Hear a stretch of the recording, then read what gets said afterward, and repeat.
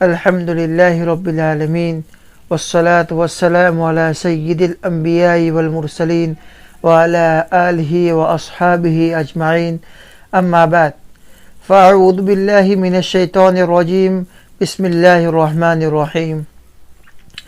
وقال اركبوا فيها بسم الله مجريها ومرساها إن ربي لغفور رحيم وقال النبي صلى الله عليه وسلم كل أمر ذي بال لم يبدأ بسم الله فهو أبتر۔ میرے دوستو، بھائیو، بزرگوں، اللہ جل جلالہ و عم نوالہ کا بہت ہی بڑا احسان و کرم ہوا کہ اس نے ہمیں اشرف المخلوقات بنایا اور ایمان والے کے گھر کے اندر پیدا فرمایا۔ بلکہ یوں ہی نہیں،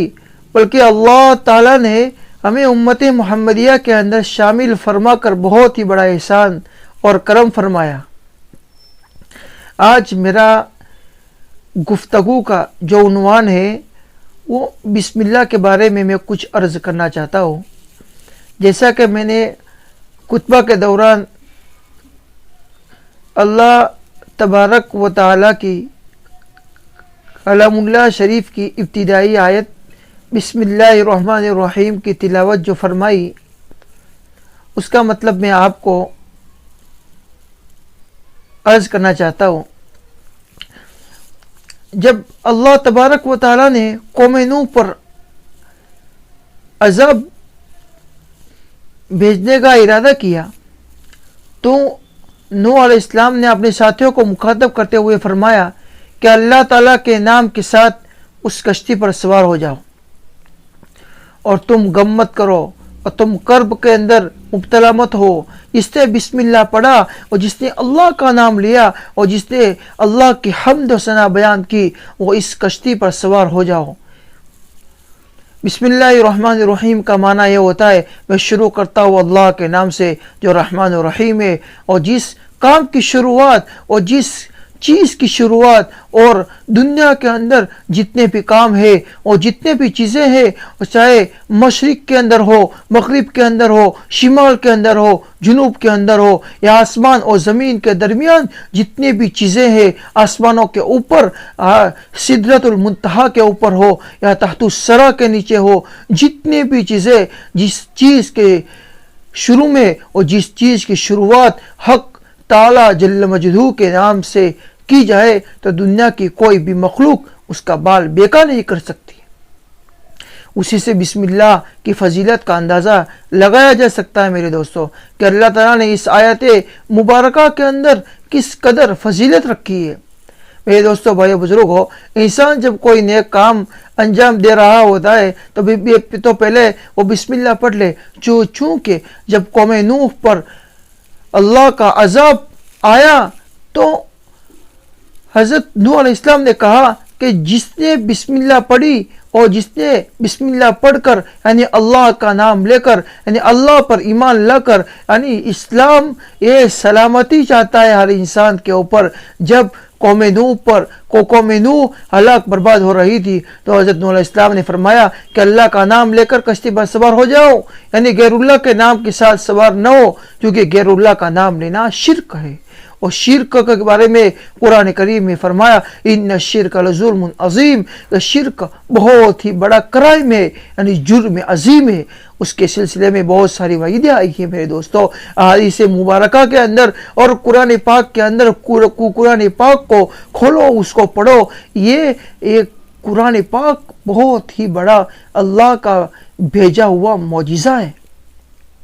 جب کوئی آدمی وہ چیز لینے کے لیے مارکیٹ میں جاتا ہے تو مارکیٹ کے اندر اس کو وہ چیز دیتے ہیں اور اس کو ایک گائیڈ بک دیتے ہیں کہ اس بک کے اندر دیکھ کر اس چیز کے سلسلے میں ساری نوعیت آپ معلوم کر لینا۔ تو اللہ تعالیٰ نے انسان کو بنا کر، انسان کو اشرف المخلوقات بنا کر اس دنیا کے اندر بھیجا، اور اس دنیا کے اندر بھیجنے کے ساتھ ساتھ اس کو قرآن مجید کا معجزہ دیا کہ اپنی زندگی کو سنوارو۔ اس کے اندر جتنے احکامات ہیں اور جتنے بھی چیزیں ہیں تاکہ وہ غیب کے سلسلے میں ہو یا اپنی ذات کے سلسلے میں ہو، جتنی بھی چیزیں ہیں وہ اس قرآن کے اندر دیکھ دیکھ کر اپنی ذات کو سنوارو اور اللہ پر پختہ ایمان لاؤ۔ بہرحال مذکورہ آیت کریمہ سے اس مسئلے کا بھی استخراج ہوتا ہے کہ جب انسان کوئی سفر کرے تو پہلے بسم اللہ پڑھ لے، اسی طرح جب انسان اپنے گھر میں قدم رکھے تو پہلے بسم اللہ پڑھے، اسی طرح جب انسان کی نظر کسی دشمن پر پڑے تو گفتگو شروع کرنے سے پہلے بسم اللہ پڑھے، تاکہ بسم اللہ کی بدولت دشمن کا غصہ فر ہو جائے گا، یعنی بھاگ جائے گا،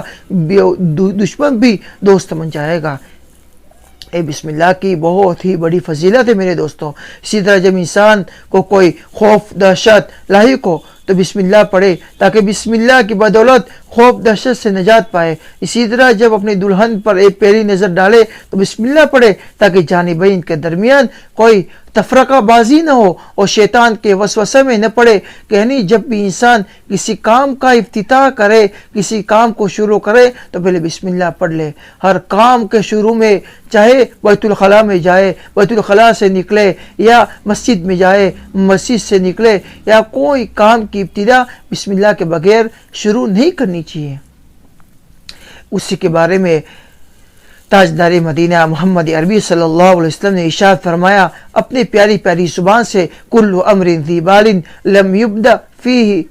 بسم اللہ فہو ابتر، یعنی کسی نے کسی کام کا آغاز کیا اور بسم اللہ نہیں پڑھی تو اس کا یہ عمل ناقص اور ناتمام رہے گا۔ مذکورہ حدیث کے مصداق دنیا کے تمام اشرف المخلوقات ہے، لیکن اس سلسلے میں جس قدر کوتاہی بڑھتی جا رہی ہے مردوں کے اندر بھی اور اس سے کہیں زیادہ خواتین میں ہے، ان میں بسم اللہ کے بارے میں اگر مستعدی آ جائے تو اولاد پر اس کا بہتر اثر پڑ سکتا ہے، یعنی بہتر سے بہتر اولاد بن سکتی ہے۔ ہر کام کی ابتدا بسم اللہ سے اگر کرے تو اولاد بھی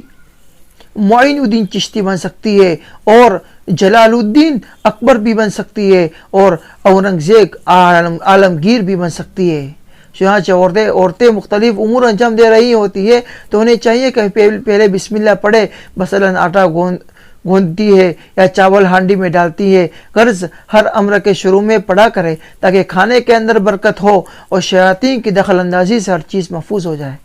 اور اگر ابتدائی کام میں بسم اللہ نہ پڑھی گئی تو شیطان کا دخل ہوگا، اس کی وجہ سے بچے ہی نہیں بلکہ نوجوان بوڑھے بھی شیاطین کے جال میں پھنس کر اور اس جال اور اس فندے کے اندر پھنس کر وہ بری طرح مارے جاتے ہیں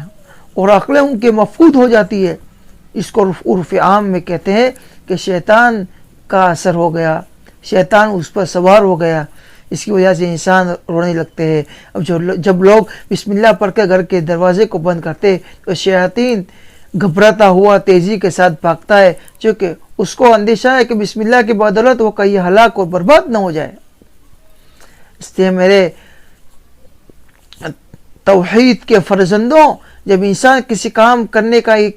کے کرنے کا ارادہ کرتا ہے تو یہ تمنا ہوتی ہے کہ میرا کام منزل مقصود تک آسانی کے ساتھ پہنچ جائے، اور اگر کام منزل مقصود تک نہیں پہنچتا تو انسان گھبرا جاتا ہے، انسان ڈر جاتا ہے۔ ایسا کہ آقا نامدار محمد عربی صلی اللہ علیہ وسلم نے ارشاد فرمایا جس کام کا افتتاح بسم اللہ سے نہیں کیا گیا تو وہ عمل ناقص اور ادھورا رہ جاتا ہے، اور جب آپ کا عمل ناقص رہ گیا تو گویا آپ کا یہ عمل منزل مقصود تک نہیں پہنچتا۔ بس پتہ چلا کہ آپ کی یہ محنت رائگاں اور ضائع اور بیکار ہو گئی۔ یہی وجہ ہے جب کلام اللہ شریف یا حدیث نبی صلی اللہ علیہ وسلم کا افتتاح کیا گیا اور آج کے اکابرین اور اسلاف اور ہمارے صوفیاء جب کسی کام کا افتتاح کرتے ہیں تو ہر چیز کے شروع میں بسم اللہ پڑھتے ہیں۔ اس لیے کہتے ہیں کہ حضور اکرم صلی اللہ علیہ وسلم نے حضرت انس بن مالک رضی اللہ تعالیٰ عنہ کا ہاتھ پکڑا اور کہا کہ اللہ تعالیٰ نے سنیچر کے دن مٹی کو پیدا کیا اور اتوار کے دن پہاڑوں کو پیدا کیا اور پیر کے دن درختوں کو پیدا کیا اور منگل کے دن ظلمات یعنی تاریکیوں کو پیدا کیا اور بدھ کے دن نور کو پیدا کیا۔ اس لیے جس کام کی ابتدا بسم اللہ سے کی جائے. حتی الامکان یہ ہونا چاہیے کہ اپنے جو محتم بالشان ہو، جلیل العظم جو کام ہو، اس کام کی ابتدا بود کے دین سے کی جائے کہ اس کے اندر بے انتہا برکت ہوتی ہے. تو انشاءاللہ میرے دوستوں، امید ہے کہ آپ بھی حضرات اور ہم بھی اور دنیا کے اندر بسنے والے انسان جس کے کان کے اندر یہ آواز پڑی وہ اپنے ہر کام کی ابتدا